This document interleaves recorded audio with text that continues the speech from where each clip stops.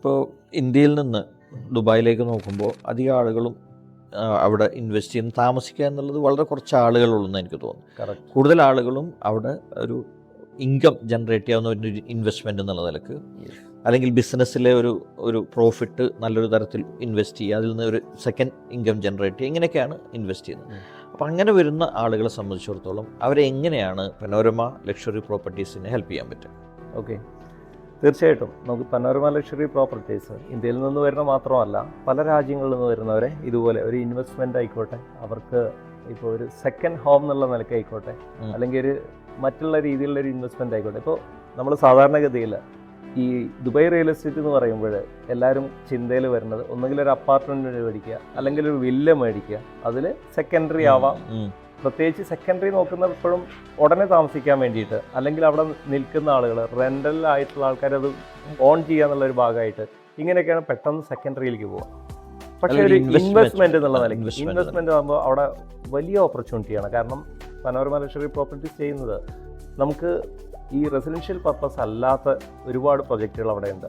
Industrial purpose ആവാം, labour ക്യാമ്പുകളാവാം, industrial purpose wear ഹൗസുകളാവാം, അല്ലെങ്കിൽ നമുക്ക് ഹോട്ടൽ റൂംസിൽ നമുക്ക് 5 സ്റ്റാർ ഹോട്ടലുകൾ നമുക്ക് വരാൻ പോകുന്നത് അല്ലെങ്കിൽ നിലവിൽ റണ്ണിങ് ആയിക്കൊണ്ടിരിക്കുന്നതിൽ നമുക്ക് റൂംസ്, ഒരു അപ്പാർട്ട്മെൻറ്റ് നമുക്ക് അതിൽ മേടിച്ച് അവരെ റൺ ചെയ്യാൻ തന്നെ ഏൽപ്പിച്ചിട്ട് വലിയ ഇൻകം ജനറേറ്റ് ചെയ്യാൻ പറ്റും.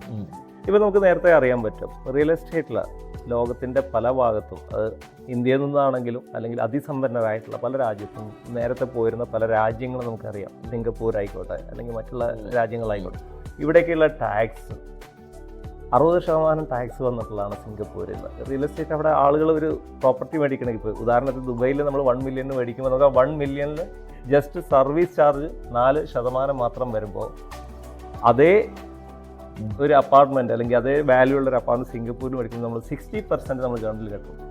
അതായത് 1 മില്യൻ്റെ പ്രോജക്റ്റ് നമ്മൾ കാണണമെന്നുണ്ടെങ്കിൽ ഒരു അനദർ 60 നമ്മൾ വേറെ കാണണം. അപ്പോൾ ഇതേ മാത്രമല്ല, ഇതിൽ നിൽക്കുന്നില്ല ടാക്സ്, നമുക്ക് വരുന്ന റവന്യൂലും ഇതിനെ റിഫ്ലക്ട് ചെയ്യും. ഇപ്പോൾ പനോരമയ്ക്ക് നമുക്ക് ഇവർക്ക് ചെയ്തു കൊടുക്കാൻ പറ്റുന്ന ഒരു ഇൻവെസ്റ്റർ എന്നുള്ള നിലയ്ക്ക്, സാർ ചോദിച്ച ചോദ്യം ഇതാണ്, ഇൻവെസ്റ്റർ എന്നുള്ള നിലയ്ക്ക് നമ്മളെപ്പോലെയുള്ള ഒരു ഒരു കൺസൾട്ടൻറ്റിന് ഇവരെ ശരിക്കും പറഞ്ഞ ഒരു ഇൻവെസ്റ്റർ സൈഡിൽ നിന്നുകൊണ്ട് ഇവരെ സപ്പോർട്ട് ചെയ്യാൻ പറ്റുന്ന പല മേഖലകളുണ്ട്. ഇവർ ആ ഒരു പ്രോപ്പർട്ടി മേടിക്കുമ്പോൾ അത് ഓഫ് പ്ലാൻ ആയിക്കോട്ടെ അല്ലെങ്കിൽ സെക്കൻഡറി ആയിക്കോട്ടെ, നിലവിലെ ദുബൈയിലെ സിസ്റ്റം എന്ന് പറഞ്ഞാൽ ദുബായ് ഗവൺമെൻറ് തന്നെ അത് പ്രൊമോട്ട് ചെയ്യുന്നത്, നിങ്ങൾ ഏത് പ്രോപ്പർട്ടി മേടിക്കണമെങ്കിലും അതിലൊരു അംഗീകൃത ഏജന്റ് നിർബന്ധമാണ്. അത് ഗവൺമെന്റിന്റെ സൈഡാണ്, അതായത് അതോറിറ്റിയുടെ സൈഡായിട്ട് അവർ നിങ്ങളെ കാണണം. കാരണം നിങ്ങൾ ആ ഒരു ഡെവലപ്പർ നിങ്ങൾക്ക് അവർ കമ്മിറ്റ് ചെയ്ത എല്ലാ കാര്യങ്ങളും അവർക്ക് നിങ്ങൾ തരുന്നുണ്ടോ, ഓൺ ടൈമിൽ തരുന്നുണ്ടോ, ഇതെല്ലാം നോക്കേണ്ട ചുമതല ഗവൺമെന്റ് അതോറിറ്റി ഏൽപ്പിച്ചിരിക്കുന്നത് ഈ ഏജന്റിലാണ്. അപ്പോൾ അതുപോലെ തന്നെ ഇതിൻ്റെ മറ്റുള്ള കാര്യങ്ങൾ, ഇപ്പോൾ നമുക്ക് ആ ഒരു പ്രോപ്പർട്ടി നമ്മൾ ഇൻവെസ്റ്റ്മെൻറ്റിൻ്റെ ഭാഗമായിട്ട് നമ്മൾ എടുത്തിട്ടുണ്ടാണെങ്കിൽ നമുക്കത് നമ്മൾ ടാലൻറ്റിനെ കണ്ടെത്തണം, അല്ലെങ്കിൽ അവരായിട്ടുള്ള എഗ്രിമെൻറ്റുകൾ ക്ലിയർ ചെയ്യണം, ഇതിൻ്റെ പ്രോസസ്സ്, ഇതിൻ്റെ രജിസ്ട്രേഷൻ, ഇതെല്ലാം ചെയ്യേണ്ട ഈ ഏജൻസിയുടെ കൂടെ ചുമതലയാണ്. അപ്പോൾ ഒരാൾക്ക് ഒരു പ്രോജക്റ്റിൽ അവിടെ ഇൻവെസ്റ്റ് ചെയ്യുകയാണെന്നുണ്ടെങ്കിൽ ഏറ്റവും ബെസ്റ്റ് ഏറ്റവും അവിടെ അംഗീകൃത ഒരു കൺസൾട്ടന്റിനെ അല്ലെങ്കിൽ ഒരു ഏജൻസിനെ സമീപിക്കുക എന്നുള്ളതാണ്. ഈവൻ അവിടെ നമുക്ക് സാധാരണ അറിയാം, നമുക്ക് സെർച്ചിങ് സൈറ്റുകളുണ്ട്. ഇപ്പൊ നമ്മളിവിടെ നാട്ടിലെ ഓൺലൈനിലൊക്കെ പ്രോപ്പർട്ടി ഫൈൻഡർ അല്ലെങ്കിൽ ബയോ, ഇതിൽ ലിസ്റ്റ് ചെയ്യണമെങ്കിൽ പോലും ഒരു ID, ഒരു ഏജന്റിന്റെ ID ഡയറക്റ്റ് ഇൻവെസ്റ്റ് ചെയ്യാൻ പറ്റാത്ത കാര്യം.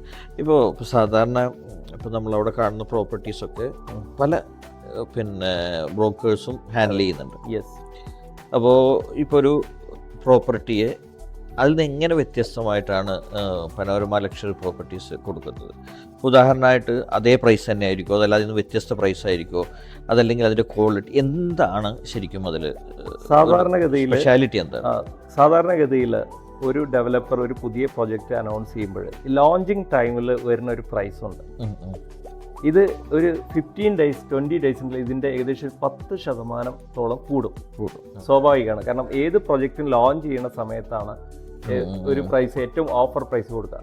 ഈ പനോരമ ലക്ഷറി പ്രോപ്പർട്ടീസ് ചെയ്യുന്നത് ഇവിടെയാണ് ഒരു ഇൻവെസ്റ്റർ സൈഡിൽ നിന്നുകൊണ്ട് ഒരു നിശ്ചിത യൂണിറ്റുകൾ നേരത്തെ കൂട്ടി ബുക്ക് ചെയ്തിടുക എന്നുള്ളതാണ്. ഓക്കെ. അപ്പോൾ എങ്ങനെയായാലും ഇദ്ദേഹം ആ വരുന്ന സമയത്ത് ഒരു പക്ഷേ അദ്ദേഹത്തിന് ഇൻവെസ്റ്റ് ചെയ്യാൻ പറ്റുന്ന ഒരു സമയത്ത് പനോരമ ലക്ഷറി പ്രോപ്പർട്ടീസ് വഴിയാണെന്നുണ്ടെങ്കിൽ ആ നേരത്തെ ഉണ്ടായിരുന്ന അതേ ഓഫറിൽ മേടിക്കാനുള്ള ഒരു അവസരം അവിടെ നിൽക്കുന്നുണ്ട്. ഓക്കെ. ഇങ്ങനെയുള്ള ഒരു സ്ട്രാറ്റജിയാണ് നമ്മൾ പ്രയോഗിക്കുന്നത്. അതൊരു വലിയ ഒരു മാറ്റമായിരിക്കും. മാർക്കറ്റ് റേറ്റിനേക്കാൾ വ്യത്യസ്തമായ ഒരു റേറ്റ് ആയിരിക്കും. അതുപോലെ എപ്പോഴും പനോരമ ലക്ഷറി പ്രോപ്പർട്ടീസിൻ്റെ ഒരു കാരണം നമ്മളവിടെ ഓരോ ഡെവലപ്പേഴ്സിനും കൃത്യമായിട്ടുള്ള കാരണം അവർ ഈ പറയുന്ന അപ്രിസിയേഷൻ വരുന്നുണ്ടോ, അവിടെ ഒരു വർഷം കഴിഞ്ഞ് അല്ലെങ്കിൽ 2 വർഷം കഴിഞ്ഞ് എന്ത് റെൻ്റൽ ROI നമുക്ക് കിട്ടുന്നുള്ളതിന് ഒരു സ്റ്റഡി നടത്തിയതിന് ശേഷം മാത്രമാണ് നമ്മൾ ഇത്തരം പ്രോപ്പർട്ടീസ് നമ്മൾ എല്ലാം ചെയ്യാറില്ല. അവിടുത്തെ ഡെവലപ്പേഴ്സ് ആണെങ്കിൽ ഏറ്റവും കൂടുതൽ ഇൻവെസ്റ്റർ സപ്പോർട്ട് ചെയ്യാൻ പറ്റുന്ന ഡെവലപ്പേഴ്സിന് മാത്രമേ നമ്മൾ ചെയ്തു. ഈ പനോരമ പ്രോപ്പർട്ടീസ് ഇതിനൊരു റിസർച്ച് വിങ്ങും അതുപോലെ തന്നെ അതിനെക്കുറിച്ച് പഠിക്കാനുള്ള ടീമൊക്കെ ഉണ്ട്. തീർച്ചയായിട്ടും. അതുകൊണ്ട് തന്നെ ആണ് ഇത്രയും കാര്യങ്ങൾ നമ്മൾ ഈ ഒരു ഇൻവെസ്റ്റർ സൈഡിൽ നിന്ന് ചിന്തിച്ചുകൊണ്ട് അവർക്ക് സപ്പോർട്ട് ചെയ്യുക എന്നുള്ളതാണ് ഏറ്റവും കൂടുതൽ ഞങ്ങൾ ചെയ്യുന്നത്.